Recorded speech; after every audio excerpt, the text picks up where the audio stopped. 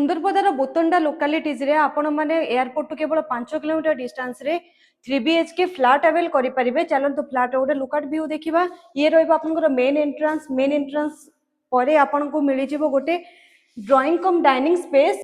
ये आसी जिवो आपनकर गोटे बेडरूम विथ स्टोरेजेस। एठी आपण पाई जिवो गोटे common toilet and basin area. एठी आपनकर आसी जिवो गोटे बेडरूम एंड बेडरूम अटैच अछि